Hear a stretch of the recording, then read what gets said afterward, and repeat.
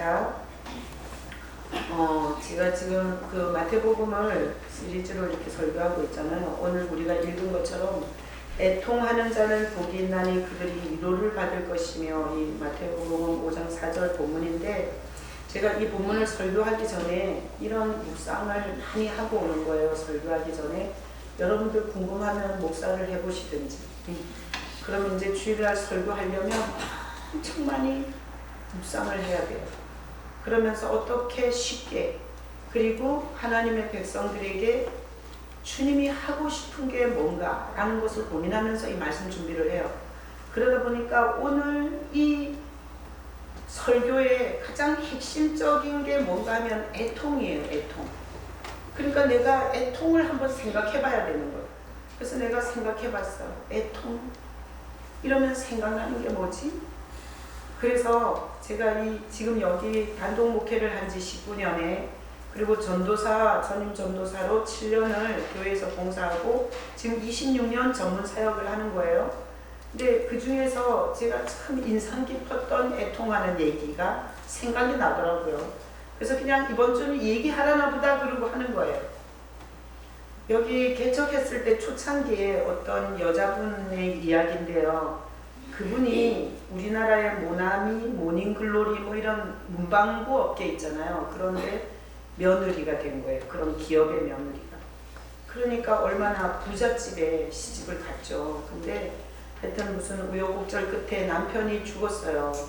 그래서 아들 둘을 낳았는데 그 아들 둘을 이제 며느리 혼자 키워내야 되잖아요. 그러니까 그 부잣집에서 아주 크게 한몫 띄워줬어요. 그래서 평생 두 아들을 먹여 살리고 공부시키고, 그리고 이 며느리도 충분히 죽을 때까지 먹을 수 있는 재산을 줬어요.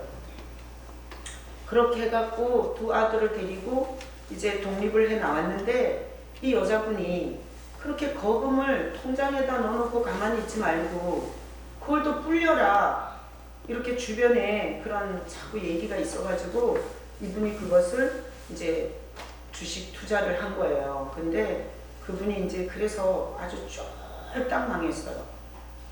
그래갖고 그분이 아들 둘을 보니까 이제 어떻게 먹여 살리냐. 시집에서 평생 먹을 수 있는 돈을 다 줬는데 그걸 날렸다고 어떻게 가서 얘기를 하냐. 그리고 이제는 이 아이들을 어떻게 키울 거며 나는 죽을 때까지 뭐 먹고 살 거냐. 이래서 이분이 정말 너무너무 낙심이 되고 절망이 되어서, 그래 죽자, 나 같은 거는 죽어야 된다. 그러면서 그분이 이제 호수의 저수지에 이제 빠져 죽으러, 물에 빠져 죽으러 이제 저수지에 갔는데, 거기 물가에 앉았는데 얼마나 눈물이 나는지. 근데 그분 얘기가 생각나더라고요. 본 건 아니지만 오늘 애통을 보면서. 그래서 내가 그분 그 이야기를 들으면서 야, 진짜 애통이 있겠다. 이 애통이라는 게 뭔가 하면 너무나 슬퍼서 가슴이 아픈 게 애통이에요. 너무나 슬퍼서 가슴이 찢어질 것처럼 아픈 게 애통이에요. 그러니까 그 물가에 죽으러 그 저수지의 가에 앉아서 울 때 그 애통이란 이루 말할 수가 없었겠다. 정말 그런 생각이 들었어요. 그 얘기를 들으면서 정말 많이 아팠겠구나. 근데 거기 앉아서 얼마나 그 물을 보면서 정말 애통의 눈물을 흘리고, 생각나는 게 자식 둘이 생각나는데 내가 죽으면 그것들이 어떻게 살겠나 싶어가지고 그분이 거기서 결국은 물에 못 빠져 죽고 거기서 도로 집으로 오셔서 살았다가 교회 와서 만난 거예요. 자, 애통은 되도록이면 우리 인생 가운데 없었으면 좋겠어요. 제가 만약에 10사람을 놓고 애통한 적이 있냐, 정말 슬픈 눈물을 가슴이 찢어지도록 울은 적이 있냐, 이렇게 10사람 성도를 놓고 물어보면 5명은 그런 적 없는데요, 이럴 것 같아요. 자, 그런 샘플을 보여드릴게요. 정지훈 전도사님, 어떻게 그렇게 가슴이 터지도록 그렇게 슬프게 운 적 있으세요? 없잖아. 이렇게 한참 걸리는 건 없는 거예요. 명근아 있어? 아, 이러면 안 되는데. 야, 너 없는 쪽으로 가야 되는 거야. 내가 네 나이에 뭐 때문에 그렇게 애통해서 본 적이 있겠어. 괜히 그런 거지? 목사님 엿먹이려고. 어쨌든 이런 계층한테 물어보면 저 해맑은 얼거지들이, 제가 맨날 얼거지들이라, 상범이 없지? 상범이는 있을 것 같아, 어떻게 표정이. 근데 저기 명근이, 저 정지훈 전도사, 진수 없지? 없지? 저봐, 쟤는 솔직하잖아. 없잖아. 예스도 있어? 없잖아. 저봐, 저렇게 순수한 애들은 바로 얘기하는데. 그러니까 이런 계층은 정말 너무 슬퍼서 가슴이 터질 것 같은 사연 자체가 없어요. 그러니까 10명을 놓고 앉혀보면 저는 인생에 그렇게 애통하고 그렇게 가슴이 터지게 운 적이 없는데요. 이렇게 말할 수 있는 사람들이 있고, 그런가 하면 그런 적이 있냐고 물어보면 다른 사람에게 얘기할 기회를 안 주고 자기의 애통한 사연을 엄청 얘기할 수 있는 사람도 있죠. 그죠? 우리가 그런 사람이 같이 섞여 있는 거예요. 근데 사실 생각해보면 이렇게 가슴이 터지도록 슬퍼서 기뻐서가 아니라 슬퍼서 이렇게 애통하는 일은 없으면 좋아요. 안 그래요? 뭐 혹시 원하시는 분 있어요? 제가 지명해서 그런 사연 좀 주시라고 이렇게 기도를 좀 할까요? 이게 우리 인생에서는 그렇게 애통하는 일이 없는 게 좋은 거죠. 근데 우리가 가만히 생각해보면 사실 이렇게 애통할 때 위로를 받냐? 위로를.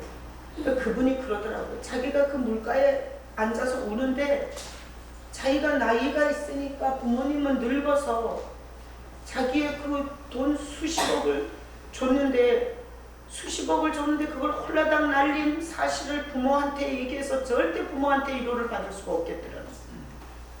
그걸 시집에다 얘기해서 무슨 위로를 받겠어요. 자기가 그 물가에 앉으면서 자기 인생을 돌아보면서 애통을 하면서 아무도 자기 인생에 위로할 자가 없더라는 거죠. 그래서 더 슬펐다고.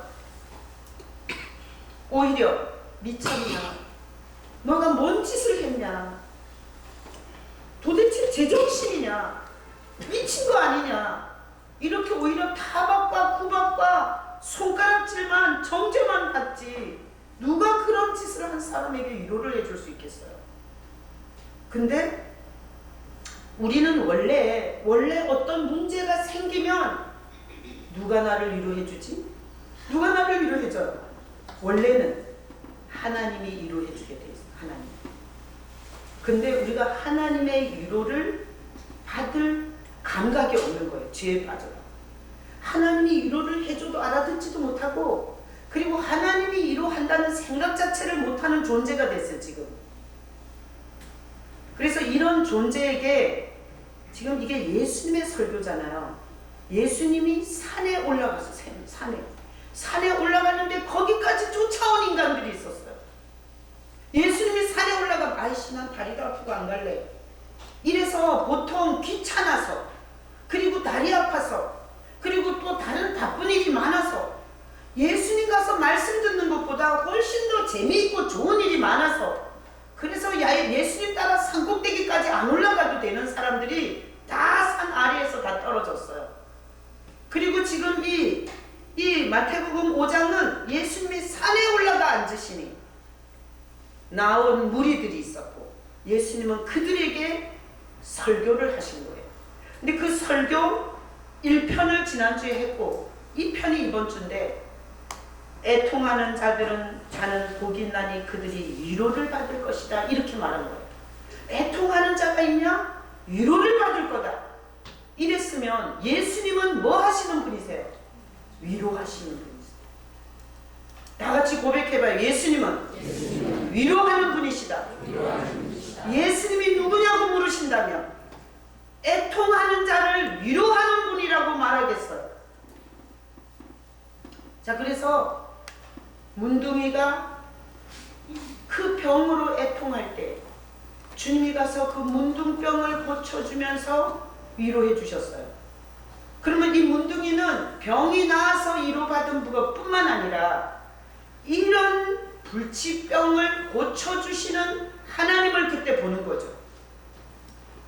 창녀가 아무도 위로해주지 못해요. 그런 삶을 누가 위로를 해줄 수 만나 사람 대접을 해줬어요. 그죠? 사마리아 우물가에서 사람 만나는 게, 사람들의 손가락질 받는 게 그가 피해서 사람들이 오지 않는 시간에 물길로 온 그 여자를 와서 만나주시는 그 예수님이 그 자체가 위로가 되는 거잖아요. 문둥이가 가족들도 안 만져준 이 스킨십을 예수님이 그 문둥이에게 손을 얹으시며 가라사대 깨끗함을 받으라. 이랬을 때 그거 자체 만져주는 것 자체가 위로가 아니에요? 그리고 세리같이 민족의 등을 쪽쪽 빨아먹고 살다 보니까 매국노, 민족의 피 빨아먹는 기생충, 이런 욕을 먹고 있는 그 세리에게 삭개오야, 내가 오늘 내 집에 유하리라, 이것 자체가 위로인 거예요. 그래서 예수님은 이 세상에 오실 때 뭐하러 오셨냐? 위로해주러 온 거예요. 위로해주러.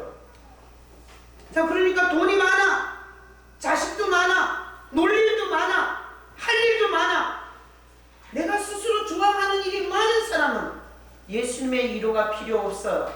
그리고 예수님의 위로 같은 거 생각하고 싶지도 않아요. 내가 좋아하는 일, 내가 하고 싶은 일을 하느라고 바빠서. 그래서 그 산 아래에 있는 대제사장과 종교 지도자들과 그때 당시에 잘 나가는 인간들은 산 꼭대기까지 예수님을 찾아오지도 않았고요. 그리고 예수님이 이런 위로를 하시는 분이라는 걸 절대로 못 만났어요. 자, 그래서 예수님은 여기 지금 오늘 말씀에 있는 것처럼 인생을 살면서 고달픈 눈물을 흘리는 사람들을 위로해 주러 오신 하나님이세요. 어떻게 위로할 수 있냐? 제가 경숙이를 위로해 줄 수 없어요. 예를 들어서 경숙이가, 목사님, 이것도 예를 잘 들어야 되는데 이거 시험 들기 싫은데, 경숙이가 예를 들어서, 목사님, 저 마음이 불안해요. 얘가 진짜 그렇다는 게 아니라 예를 들어서, 그러면 내가 그 불안을 내가 해결을 해줘야 되잖아요. 해결을 해줘야 위로잖아. 근데 나는 그렇게 할 능력이 없어요. 그러니까 인간은 어떤 인간의 문제를 위로할 수 있는 능력이 없어요. 근데 예수님은 하나님이시잖아요. 그러니까 그분은 능력이 있어요. 그분은 지혜가 있어요. 그분은 주권이 있어요. 그분은 어떤 위치가 있어요. 창조주세요. 그러니까 그분은 위로할 수 있는 능력이 있어요. 그러니까 문둥이를 위로할 수 있었고, 귀신 들린 자를 위로할 수 있었고, 그리고 창녀를 위로할 수 있었고, 세리를 위로할 수 있었던 거예요. 그러니까 예수님은 위로할 능력이 있으신 분이세요. 자, 그러면 예수님이 이렇게 다 위로사역이에요. 위로사역. 창녀 위로사역, 문둥이 위로사역, 그리고 세리 위로사역, 귀신 들린 자 위로사역이에요. 그 귀신 들린 자의 귀신이 떠나갔을 때 그 집안이 다 위로를 받는 거예요. 왜? 문제 해결이 됐으니까. 자, 그래서 예수님을 정리를 하면 이래요. 예수님은 이 땅을 살아가면서 너무너무 울 일이 많은 인간들의 삶에 그 울 일이 많은 인간을 위로하러 오신 하나님이세요. 자, 그러면 사람들은 울 일이 있을 때 어떡하냐? 다 이렇게 사람을 만나서, 사람한테 내가 울 일이 있으면 사람을 더 많이 쫓아가잖아요. 그리고 저도 사실 의지를 쓰기 전에는 내가 속상한 일이 있잖아요. 그러면 편안하게 누구 얘기할 사람 누구지? 이런 생각이 딱 들어요. 나도 이게 전문 사역을 26년 했는데도 육이 얼마나 질긴지 몰라요. 저는 무슨 문제가 생기면 바로 주님 앞에 가야지 이럴 것 같죠. 그거는 실컷 당하고 나중이고요. 고민 실컷 하고 할 짓 다 하고 나서 그래도 안 될 때 주님 앞에 가는 거고요. 저도 어떤 스트레스를 확 받잖아요. 그러면 이 얘기 누구한테 좀 하고 싶은데 누구 할 얘기, 누구 좀 만나서 얘기할 사람 있나, 이렇게 생각하면 한 명도 없어요. 그게 또 막 슬퍼. 그래가지고 막 슬퍼해.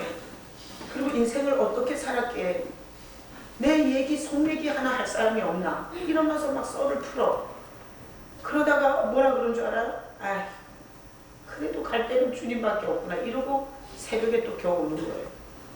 아주 육이 얼마나 질긴지 저도 잘 안 돼요. 사람들은 이 육적으로 위로를 받으려고 억울한 일을 당하면 자기가 얼마나 억울한 일을 당했는지 사람한테 가서 자기를 변론해달라고, 자기 편이 돼달라고, 내가 얼마나 억울한 일을 당해서 내가 억울한지를 좀 알아달라고 사람을 만나서 얘기해요. 근데 사실은 그게 본질적 위로가 되지는 않아요. 그래서 사람들은 사람들끼리 위로를 받으려고 엄청 기대를 하는데 그렇게 기대한 데서 상처를 훨씬 더 많이 받아요. 그래서 기대한 사람한테는 계속 상처를 받아요. 목사님이 어쨌다 그러고, 집사님이 어쨌다 그러고, 전도사님이 어쨌다 그러고, 그리고 교회 집사가 어쨌다 그러고. 이런 상처받은 얘기는 다 그걸 뒤집어 엎으면 뭔가 하면 위로받고 싶어서 갔는데 직격탄을 맞은 거예요. 그래서 상처받았다 그러는 거예요. 하나님은 우리에게 예수님이 여기 예수님의 설교를 통해서 너 울 일 있냐? 그러거든 사람 앞에서 질질 울지 말고 너를 위로하러 온 예수님 앞에서 위로받으라고 말씀하시는 거예요. 오늘 이 복음이 예수님의 위로를 받아라. 자, 그래서 예수님의 위로를 받으려면 어때야 되냐? 이렇게 하면 돼요. 오늘 이 본문에서 예수님은 뭐 해주시는 분이라고요? 위로해 주시는 분이라고. 그러니까 여러분이 위로가 필요하거든 위로해 주러 오신 분을 생각하는 거예요. 우리를 위로해 주러 오신 분을 생각하고 그분 앞에 나와서 그 애통을 얘기하는 거예요. 그러면 어떤 게 생기냐면 그 애통한 거를 내놓으면서 와, 하나님이 인간을 이런 식으로 위로하는구나 라는 영적 전환이 일어나요. 그래서 이런 아까 부른 사람들 있잖아요. 정지훈 전도사, 오명근, 에스더, 진수, 상범이는 빼고 이런 사람은 하나님이 어떻게 위로하는지는 사실은 지금 몰라요. 근데 인생에 정말 아무도 위로해 줄 수 없는 상태 속에서 하나님이 자기를 이렇게 위로해 줬다라는 걸 아는 자는 눈물의 애통을 아는 자가 그 경험을 하는 거예요. 아니 지금 애통하는 자를 위로하는데 애통한 일이 없었는데 어떻게 위로의 주님을 만나요? 그래서 이 세상에 교회가 많이 있어요. 교회를 통해서 하나님은 예수 그리스도로 위로하시는 거예요. 자, 여러분들이 오늘 그 자리에 앉아 계시잖아요. 그건 뭔가 하면 예수님의 위로를 주겠다는 거예요. 지난주, 지지난주가 아니라 지금 현재 이 자리에 여러분이 앉아 있는 것은 여러분의 삶의 위로자가 예수님이 계시다는 얘기를 하시는 거예요. 하나님이 오늘 그 얘기를 하는 거예요.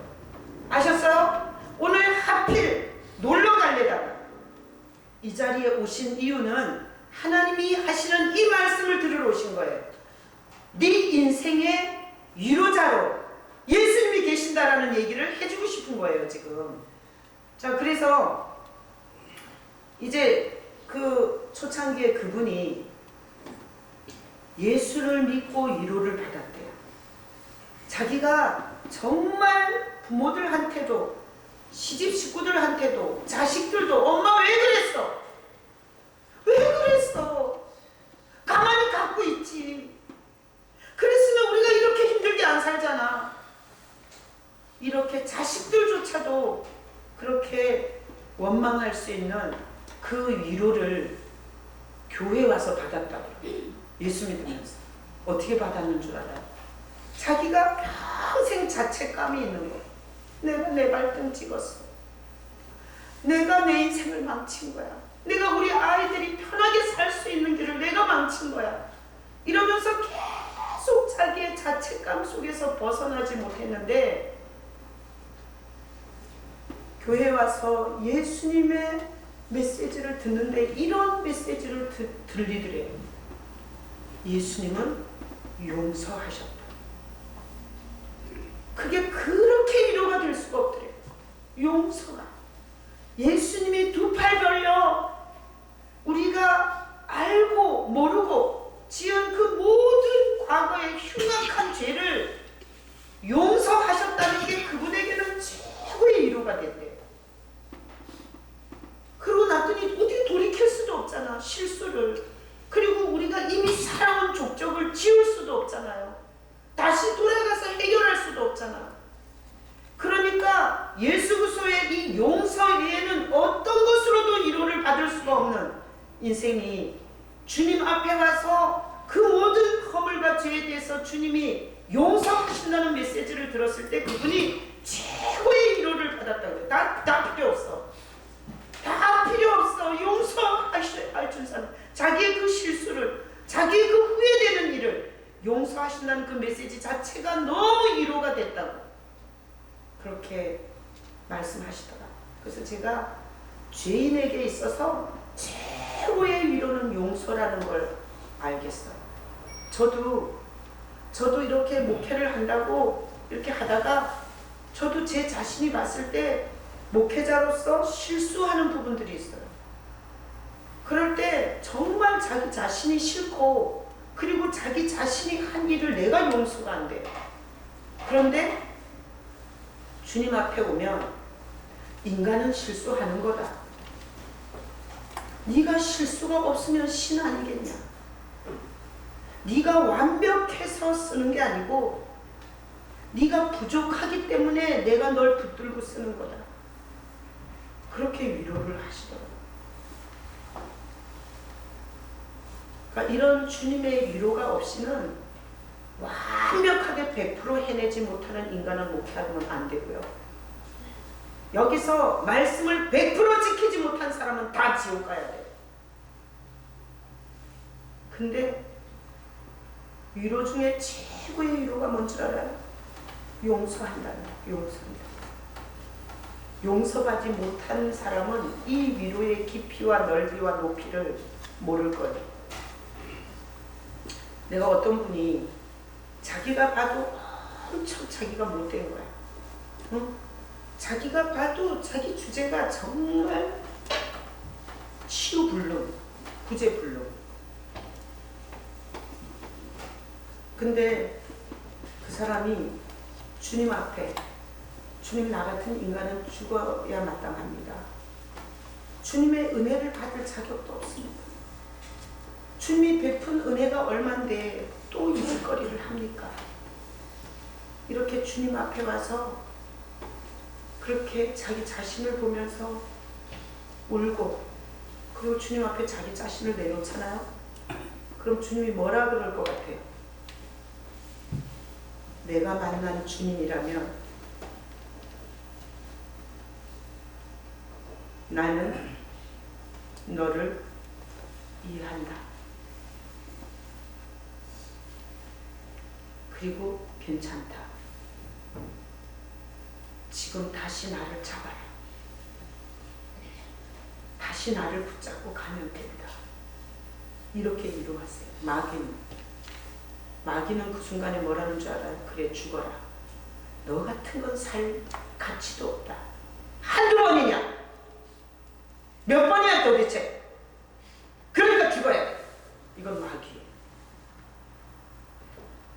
그래서 수없는 실수 속에서 예수를 붙잡고 살아내는 이유가 뭔 줄 알아요? 용서하시며 다시 붙잡아 주시는 그 위로의 주님이 살아계시기 때문에. 제가 이번 주에 새벽 설교가 본문이 에스겔이에요. 에스겔이 망한 나라의 백성이에요. 그 나라 망했어요. 이스라엘, 바벨론에. 그리고 무너진 성전의 제사장이에요. 성전이 다 무너졌어.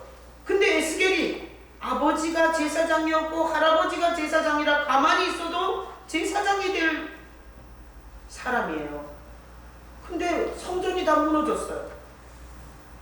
그래서 이런 정말 절망과 낙심의 인생이 없어요.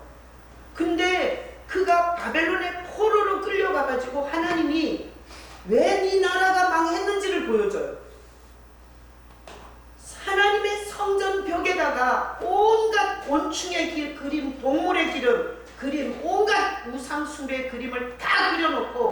제사장부터 장로들이 다 거기에다가 절하는 장면을 보여줘요.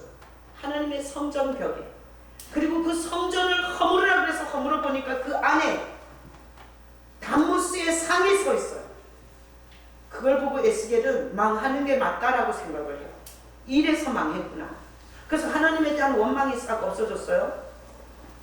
하나님이 에스겔에게 70년 포로 생활 중에서 25년째 환상을 보여줬는데 미래에 이스라엘 예루살렘에 엄청난 성전이 서 있는 걸 보여줬어요.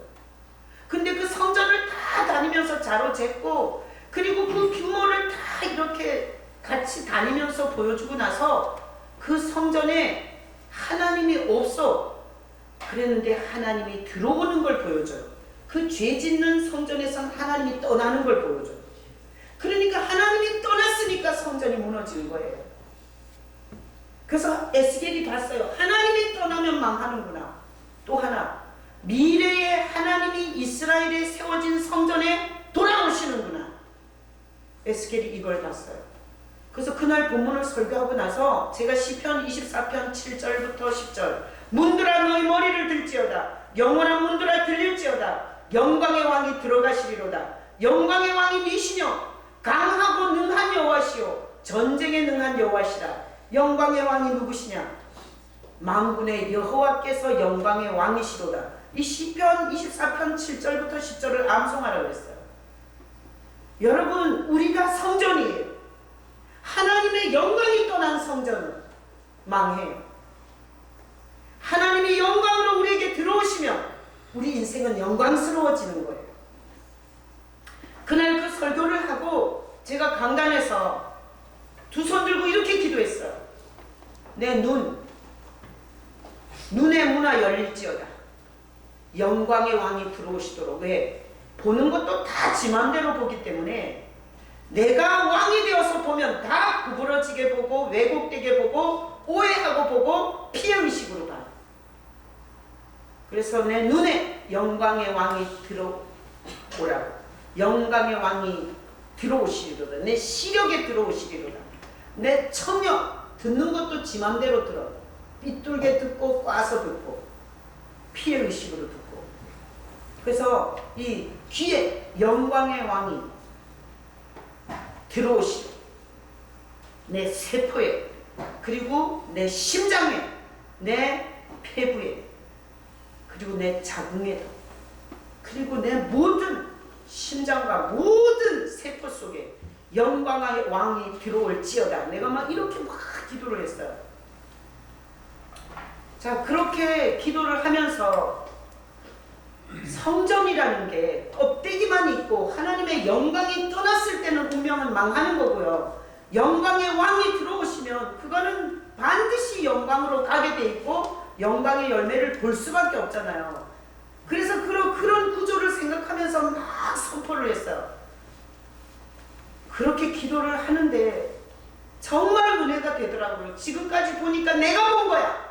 내가 들은 거야. 내가 내 몸이야. 내가 다. 이러면서 내 인생에 슬픈 눈물의 시간들이 굉장히 많은 거예요.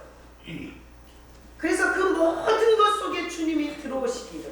그래서 거기 보면 영광의 왕이 누시뇨 강하고 능한 여호와시오. 강하신 여호와. 그 구약의 여호와는 예수님이세요. 강하신 예수님, 능력 있는 예수님, 전쟁에 능한 예수님. 그래서 우리에게 들어오시면 죄와 싸우게 하시고 불의와 불법을 싸우게 도와주세요. 그래서 예수님은 만군의 여호와, 하늘의 만군을 거느리신 하나님이세요. 그래서 우리가 이 땅에서 기도하는 거는 마치 우리나라가 낙동강까지 밀렸을 때 미국 뭐 이런 유엔 연합군이 와서 도와줘서 우리나라가 살아남은 것처럼 기도는 내 힘으로 사는 것이 아니라 만군의 도우심을 끌어내리는 것이 기도예요. 기도 안 하고 사는 거는 다 내 힘으로 봄에 비를 기다리는 게 아니라 바가지로 물 주고 사는 거. 얼마나 힘들겠어요. 그래서 그렇게 기도를 하는데 번개치듯이 번쩍 이렇게 주님께서 보여주는 게 있었어요. 제가 새벽에 말씀을 했기 때문에 들으신 분은 2번 듣는 거예요. 2번 들어도 좋을 것 같아요. 나는 얘기 3번째 하는 거야. 교도소 가서 하고 여기 3번째 하는 거야. 반짝 보여주는데 하나님의 자비와 긍휼이 없었다면 이스라엘에 보면 흰놈의 골짜기라고 있어요. 거기는 쓰레기 태우는 곳이에요. 그리고 몰렉에게 유아 제사를 드리는 사람 시체가 불태워지는 곳이에요. 근데 하나님의 자비와 긍휼이 없었다면 내가 그 쓰레기 태워지는 흰놈의 골짜기에서 불태워졌겠더라. 그걸 순간 확 보여주셨어요. 와. 그래서 한량없는 하나님의 자비하심으로 나를 예수를 믿게 하시고 나를 주님께서 오늘날까지 붙잡아 주셔서 그래도 이 정도인 거예요. 만약에 하나님의 자비와 긍휼이 내 인생에 미치지 못했다면 나는 그 흰놈의 골짜기, 게헨나, 스월이라고 부르는 그 흰놈의 골짜기, 그 저주스러운 쓰레기 처리장에서 불타 죽었을 인생이더라고요.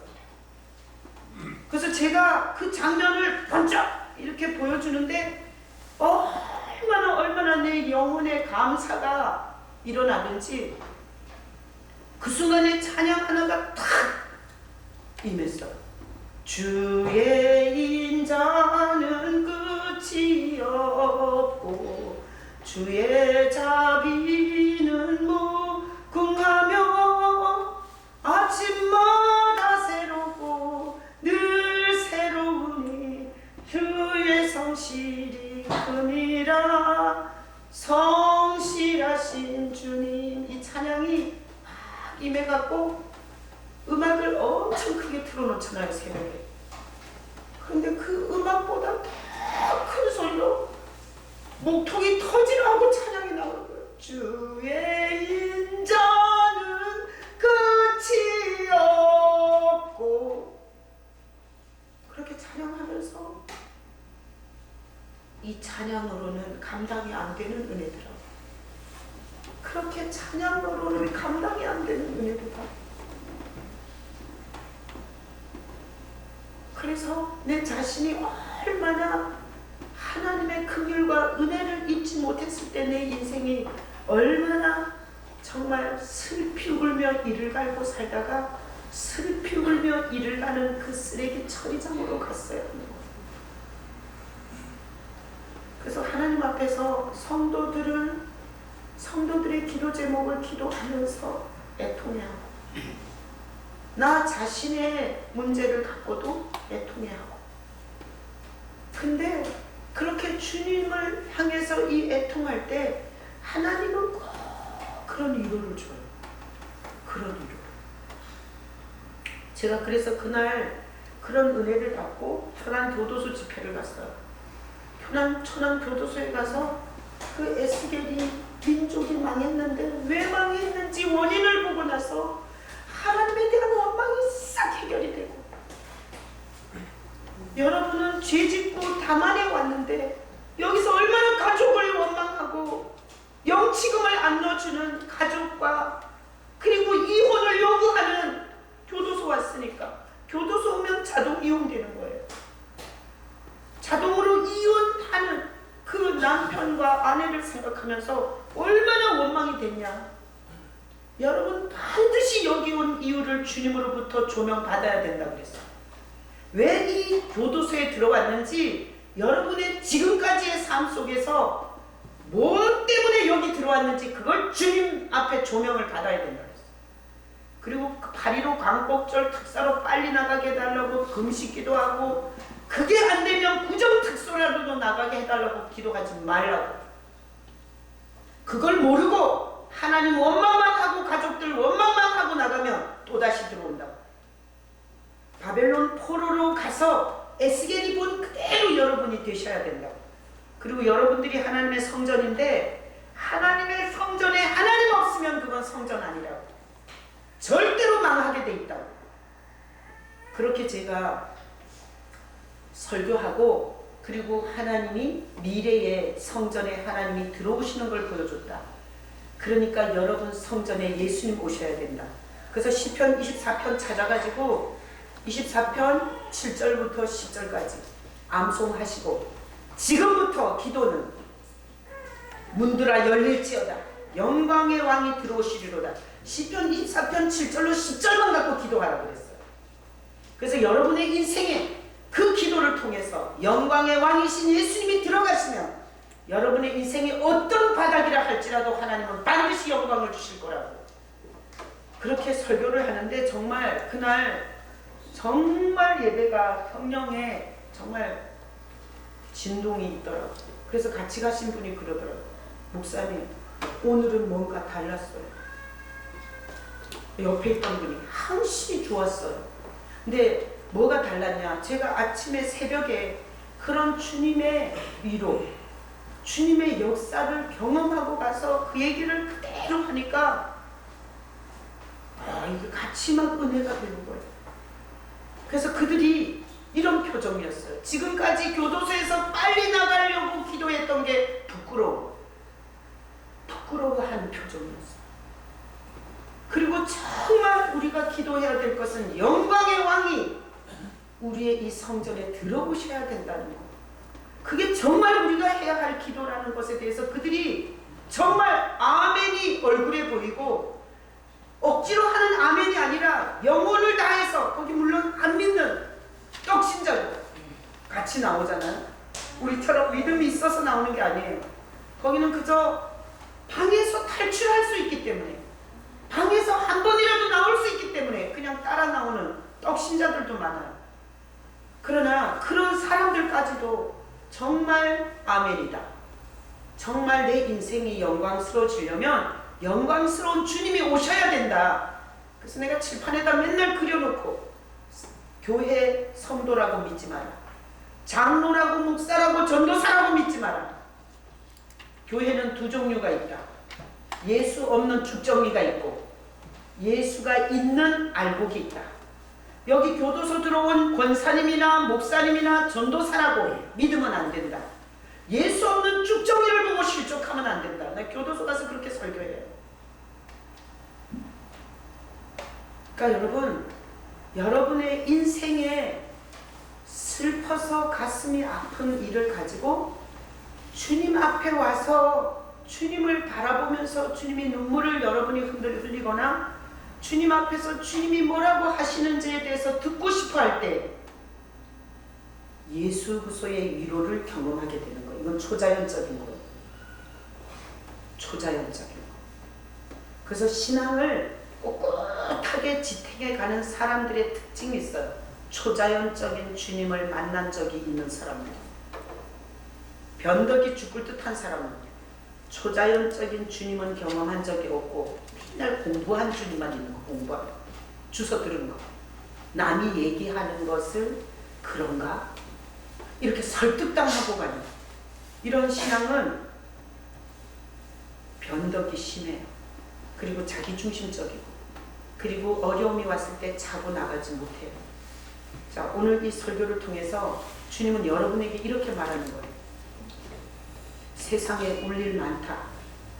돈 잃고도 울고, 건강 잃고도 울고, 자식 잃고도 울고, 가정이 깨져서도 울고, 실패해서도 울고, 사업을 하다 망해서도 울고, 세상에 울 일 많다. 그러나 나 여기 있다. 나는 그렇게 눈물 흘리는 인생에 위로하러 온 하나님이다. 위로하러. 그래서 위로를 받은 사람은 어떤 줄 알아요? 복수하지 않아요. 예수님의 위로를 받고 있는 사람은 다른 사람을 욕하고 다른 사람을 공격하지 않아요. 왜? 예수님의 위로는 되게 배가 불러요. 그래서 내 주변에 어떤 사람 되게 잘난 척하는 사람이 있어요. 난 그 사람 계속 띄워줘요. 굳이 나 끌어내려서 짓밟을 필요가 없어요. 그냥 잘난 척 하고 싶으면 좀 띄워줘. 아주 훌륭하시다고, 아주 똑똑하시다고, 아주 난 지금까지 당신처럼 똑똑한 사람 처음 봤다고. 예수님의 위로를 받는 사람은 다른 사람을 굳이나 짓밟고 복수하지 않아도 살 수 있어. 주님의 위로를 못 받는 자는 자기 분노를 반드시 답답해야 돼. 그리고 눈에 거슬리는 사람은 다 본때를 보여야 돼. 복수하고 살아요. 삶의 내용도 틀립니다. 여러분, 위로하러 오신 예수님의 위로를 받고 사시는 여러분 되시기를 예수님의 이름으로 축복합니다. 아멘. 자, 이 시간에 눈 감아봐. 자, 제가